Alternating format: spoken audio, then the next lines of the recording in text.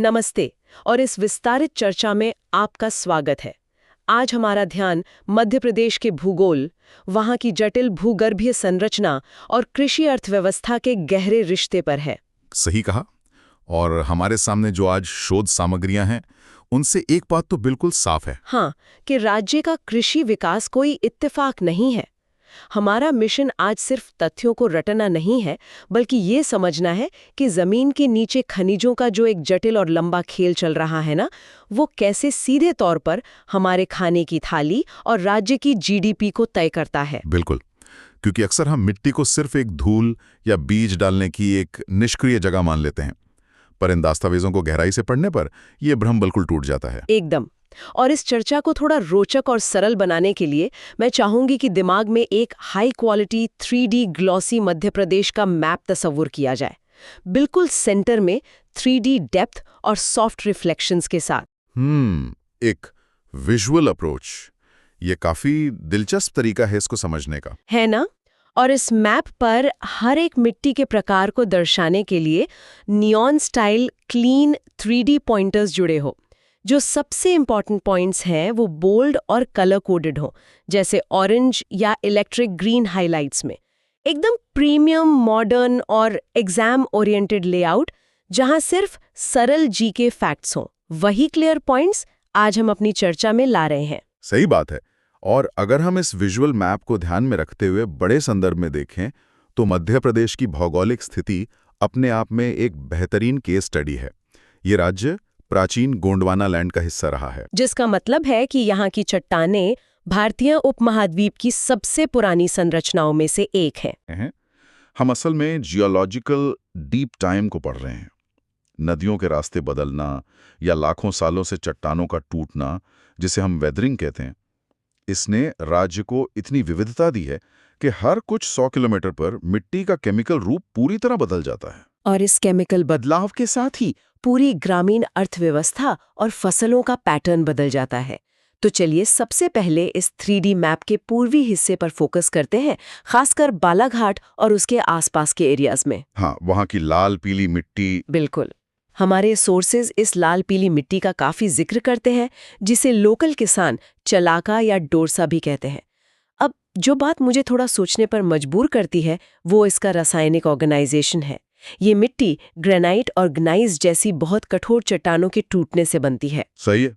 पर मेरा सवाल ये है कि इसका ये खास लाल और पीला रंग, इसका वहाँ के हाइड्रोलॉजिकल साइकिल से, यानी पानी के चक्कर से सीधा क्या संबंध है? देखिए, यहाँ सबसे आकर्षक बात यह है कि मिट्टी का रंग ही उसकी पूरी केमिस्ट्री की कहानी बता देता है। जैसा कि हम जानते हैं, ग्रेनाइट और ग्नाइस चट्टानों में लोहे की यानी आयरन खनिजों की बहुत मात्रा होती है। अच्छा, तो लोहे का कनेक्शन है? हाँ, जब ये चट्टानें लाखों साल तक हवा और ऑक्सीजन के संपर्क में आती हैं, तो ऑक्सीडेशन होता है, जिससे फेरिक हेमेटाइटिक ऑक्साइड बनता है, और यही ऑक्साइड इसे इसका लाल रंग देता है। पर बालाघाट में एक और चीज होती है, वहाँ बारिश बहुत अच्छी होती है। तो जब पानी इस लाल मिट्टी से मिलता है तो कुछ रिएक्शन होता है? एकदम ठीक। उसे हम जलयोजन या हाइड्रेशन कहते हैं। जब ये फेरिक ऑक्साइड पानी के मॉलिक्यूल्स के साथ केमिकली जुड़ता है, तो इसका रूप बदलकर पीला हो जाता है।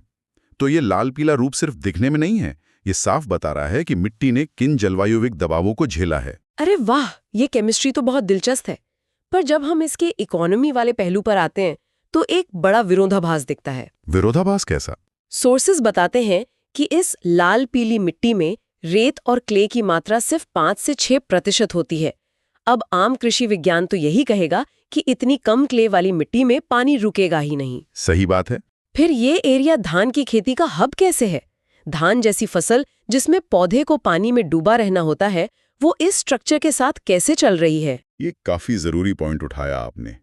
ऊपर से देखने पर ये उल्टा लगता है, पर हमें यहाँ सिर्फ क्ले का परसेंटेज नहीं, बल्कि मिट्टी की गहराई और उसकी निचली परतों को देखना होगा। यानी ऊपरी परत के नीचे कुछ और चल रहा है। बिल्कुल। दूर से या चालाका मिट्टी की ऊपरी परत भले ही हल्की हो, पर पूर्वी मध्य प्रदेश की टोपोग्राफी और लगातार मॉनसून के कारण वहाँ एक पडलिंग इफेक्ट पैदा होता है। पुडलिंग मतलब कीचड़ जैसा बन जाना? हाँ, वही। किसान पीढ़ियों से जानते हैं कि ऊपर की मिट्टी के ठीक नीचे कॉम्पैक्ट जोन बन जाता है। ये जोन पानी को रोककर धान की जड़ों को जरूरी जल भराव देता है, और फेरिक ऑक्साइड भी उन माइक्रोन्यूट्रिएंट्स को बांध कर रखता है जो धान के शुरुआती विकास के लिए बहुत जरूरी हैं। अच्छा, तो ये बालाघाट की इकोनॉमी का धान पर टिका होना कोई इत्तेफाक नहीं है, ये ठीक उस जलयोजन प्रक्रिया का नतीजा है। एकदम सही समझे आप। अब अगर हम धान और पानी के इस रिलेशन से निकलकर माप के सेंटर और थोड़ा नॉर्थ की तरफ चलें, बुंदेलखंड और विंध्या की तरफ, ये पूरा एरिया राज्य के करीब 10% हिस्से को कवर करता है। यहाँ की मिट्टी को मिश्रित मिट्टी या मिक्स्ड सॉइल कहा जाता है। हाँ, ये एक ट्रांजिशनल जोन है। पर बुंदेलखंड जैसी जगह जहाँ मौसम हमेशा एक्सट्रीम रहता है और पानी की कमी एक बड़ी प्रॉब्लम है, वहाँ इस मिश्रित मिट्टी का क्या आर्थिक महत्व है? अगर हम बुंदेलखंड की इकोनॉमी का इतिहास देखें तो ये मिश्रित मिट्टी ही वहाँ के किसानों की लाइफ जैकेट रही है। ये लाल, पीली और काली मिट्टी का जोन है जहाँ आयरन बहुत मात्रा में मिलता है, पर इसकी सबसे बड़ी खासियत है इसका टेक्सचरल बैलेंस। टेक्सचरल बैलेंस मतलब कोई एक केमिकल चीज हावी नहीं होती। एग्जैक्ट, यही बात। और इसका फायदा ये होता है कि ये मिट्टी किसी एक फसल के लिए लॉक नहीं होती। बुंदेलखंड के अजीब मौसम में, जहां बारिश कभी मेहरबान होती है तो कभी पूरी तरह धोखा दे जाती है, ये मिट्टी एक ही खेत में अलग अलग फसलें उगाने का मौका देती है। जैसे कि गेहूं, धान और तिल जैसी फसलें। बिल्कुल।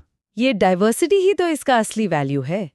गेहूं रबी की फसल है, धान खरीफ की, और तिल एक कैश क्रॉप है जिसको वैसे भी पानी कम चाहिए होता है। और तिल आयरन रिच मिट्टी में काफी तेजी से बढ़ता है, तो वो क्लियरली एक आर्थिक सहारा बन जाता है। यानी किसान इस मिट्टी की वजह से मौसम के रिस्क के खिलाफ अपने आप को हेज कर पाते हैं। सटीक विश्लेषण। ये मल्टी क्रॉपिंग सिस्टम इन किसानों को मार्केट के झटकों या सूखे के समय ज्यादा फ्लेक्सिबल बनाता है। वो खुद चुन सकते हैं कि पानी कितना है और मार्केट में दाम किसके अच्छे हैं। और ये फ्लेक्सिबिलिटी नेचर ने दी है। लेकिन यहाँ जो बात मुझे सबसे ज्यादा इंटरेस्टिंग लगती है वो ये है कि इस लचीलेपन के ठीक उलट चंबल और नर्मदा घाटी का मामला है। वहाँ जलोढ़ मिट्टी, या जिसे हम दोमट मिट्टी कहते हैं, उसकी भरमार है। हाँ, नर्मदा और चंबल घाटियां तो एग्रीकल्चरल पावर हाउस हैं। और ये पावर हाउस नदियों द्वारा लाए गए अवसादों यानी रिवर्स के लाए सेडिमेंट से बना है। पर जब हम इन अवसादों की बात करते हैं तो ये आम गाड़ जैसा तो नहीं है। इसका केमिकल प्रोफाइल इतना रिच कैसे हो जाता है? इसे समझने के लिए आपको नदियों के लंबा सफर को देखना होगा। जब नर्मदा और चंबल जैसी नदियां सैकड़ों किलोमीटर बहती हैं तो वो अकेले नहीं आती। वो रास्ते की सभी आग्नेय, कायांतरित और बसाल्टिक चट्टानों को रगड़ते हुए आती हैं। अच्छा, तो वो पहाड़ों का सारा सामान अपने साथ ले आती हैं? बिल्कुल, पहाड़ों के मिनरल्स, जंगलों का ऑर्गेनिक मैटर, सब कुछ। और जब नदी मैदान में एंटर करती है तो ये सारा रिच सेडिमेंट घाटी में जमा हो जाता है। इस सब में सबसे इंपॉर्टेंट जो एलिमेंट मिट्टी में आता है वो है पोटैश।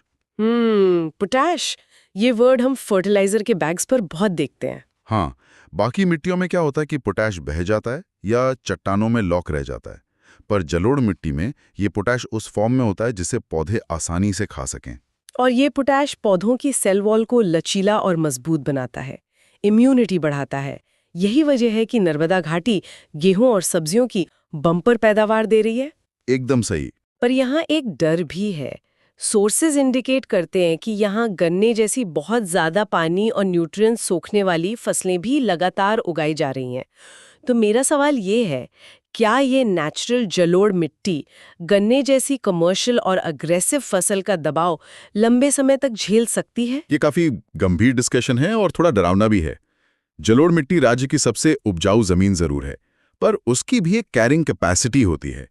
गन्ना एक ऐसी फसल है जो मिट्टी से बहुत तेजी से नाइट्रोजन, फास्फोरस और खासकर पोटाश खींचता है। तो नेचुरल तरीके से, जैसे हर साल बाढ़ आने से या नया सेडिमेंट आने से, क्या इसकी भरपाई नहीं हो सकती? कुछ हद तक हो सकती है, पर जिस कमर्शियल स्केल पर हम आज गन्ना उगा रहे हैं वो नेचर की स्पीड से कहीं गुना तेज है।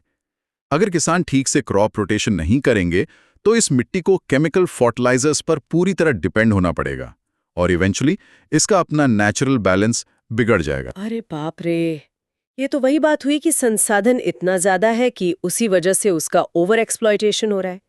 खैर, इस हाई प्रेशर मॉडल से निकलकर जब हम सतपुड़ा क्षेत्र जैसे छिंदवाड़ा, बैतूल और मंदसौर, नीमच की तरफ आते हैं तो पिक्चर पूरी तरह पलट जाती है। वहां लैटराइट मिट्टी का राज है। जिसे वहाँ भाटा मिट्टी भी कहते हैं, और सोर्सेस साफ बताते हैं कि इसमें ह्यूमस की भारी कमी होती है और ये सबसे कम उपजाऊ है। पर एक तरफ जहाँ जलोढ़ मिट्टी में खनिजों का ढेर लग रहा है, ये लैटेराइट मिट्टी इतनी कमजोर और बिना ह्यूमस वाली कैसे बन गई? इसके पीछे एक बहुत अग्रेसिव नेचुरल प्रोसेस है, जिसे लीचिंग या निक्षालन कहते हैं। सतपुड़ा जैसी जगहों पर आप देखेंगे कि गर्मी भी ज्यादा होती है और हैवी मॉनसून बारिश भी होती है। दोनों एक साथ। हाँ, तो जब तेज बारिश होती है, मिट्टी एक लगातार धुलाई के प्रोसेस से गुजरती है। मिट्टी में जो सिलिका और बाकी न्यूट्रिएंट्स होते हैं, वो पानी में घुलकर जमीन की बहुत गहरी परतों में बह जाते हैं। अच्छा, तो ऊपर की जमीन खाली हो जाती है? बिल्कुल, ऊपर बस लोहा और एल्यूमिनियम के ऑक्साइड बच जाते हैं, जो धूप में सूखकर ईंट की तरह कड़क हो जाते हैं। और जहां तक ह्यूमस का सवाल है, गर्मी इतनी होती है कि जमीन के माइक्रोब्स बहुत एक्टिव होते हैं। कोई भी पत्ती या ऑर्गेनिक चीज जमीन का हिस्सा बनने से पहले ही डीकंपोज होकर खत्म हो जाती है। ओहो, मतलब बारिश ने मिट्टी को धो डाला और गर्मी ने उसके कार्बन को जला दिया। जब ये ईंट जैसी भता मिट्टी इतनी कमजोर है, तो वहाँ के किसान किसी और काम में क्यों नहीं लग जाते? पर हम देखते हैं कि वहाँ ज्वार, मक्का और बाजरा बहुत उगाया जाता है। ऐसा क्यों? मैं इसे किसानों की जिद नहीं कहूंगा। ये एक बहुत ही शानदार इकोलॉजिकल एडेप्टेशन है। लेटेराइट मिट्टी गेहूं का भार नहीं उठा सकती, पर ज्वार और बाजरा यानी मिलेट्स, उनका रूट सिस्टम बहुत एग्रेसिव होता है। यानी उनकी जड़ें काफी नीचे तक जाती हैं। हाँ, वो इस कठोर और बिना ह्यूमस वाली जमीन में नीचे जाके बची कुची नमी खींच लेती हैं।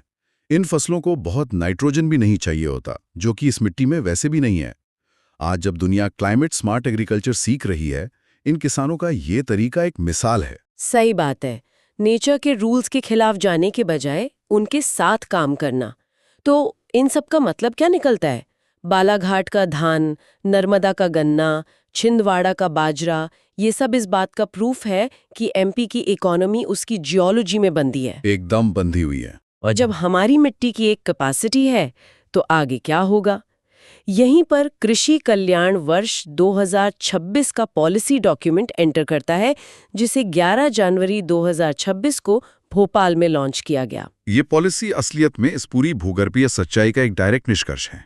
अगर आप डॉक्यूमेंट देखें तो क्लियर है कि सरकार समझ चुकी है कि सिर्फ अनाज का प्रोडक्शन बढ़ाते रहने से अब काम नहीं चलेगा। क्योंकि जमीन की रासायनिक लिमिट्स हमने अभी देखी, इसीलिए अब इस विजन में हॉरिजॉन्टल एक्सपेंशन की जगह लंबावत यानी वर्टिकल एक्सपेंशन पर फोकस किया गया है। बिल्कुल, वर्टिकल एक्सपेंशन और वैल्यू एडिशन, जिसमें horticulture, animal husbandry, dairy, fisheries और फूड प्रोसेसिंग जैसी चीजों पर जोर है।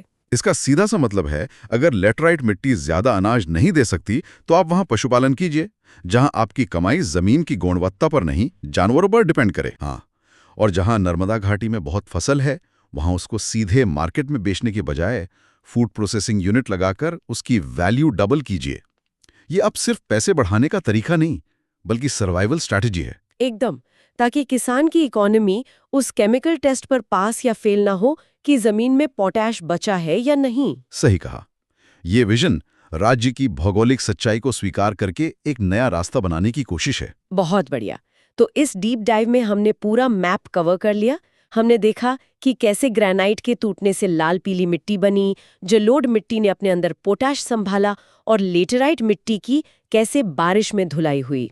और इन्हीं चीजों ने तय किया कि किसान खेत में क्या बोएगा। हाँ, और नई पॉलिसीज कैसे इन लिमिटेशंस को अपॉर्चुनिटी में बदल रही हैं। पर एक आखिरी सवाल है जो हमें आज सोचना पड़ेगा। आज की इकोनॉमी इन मिट्टियों के प्रेजेंट केमिस्ट्री पर रुकी है, लेकिन क्लाइमेट चेंज एक भयानक सच्चाई है। बिल्कुल। अगर आने वाले 20-30 सालों में बारिश का पैटर्न शिफ्ट होता है और बालाघाट में वो हाइड्रेशन या जलयोजन का प्रोसेस ही रुक जाए, तो वहाँ क्या होगा? या सतपुरा में बढ़ता टेम्परेचर उस बचे कुचे ह्यूमस को और तेजी से जला दे तो? ये सबसे बड़ा डर है। क्या हमारी फसलें, जो लाखों सालों से सेट हुई केमिस्ट्री की आदी हैं, इस अचानक हुए बदलाव को झेल पाएंगी? या फिर हमें सिर्फ नई पॉलिसीज नहीं, बल्कि पूरी तरह से फार्मिंग की नई साइंस और कंप्लीटली नई फसलों की जरूरत पड़ेगी? ये आने वाले वक्त का सबसे खतरनाक और सबसे जरूरी सवाल है, जो सब कुछ बदल कर रख देगा। इस गहरे सवाल के साथ हम इस विस्तारित चर्चा को यहीं रोकते हैं। जमीन के नीचे के खनिजों और हमारे भविष्य के इस रिश्ते को समझने के सफर में हमारे साथ जुड़ने के लिए बहुत शुक्रिया। सीखते रहिए और उन चीजों पर सवाल उठाते रहिए जिन्हें हम आम समझ लेते हैं।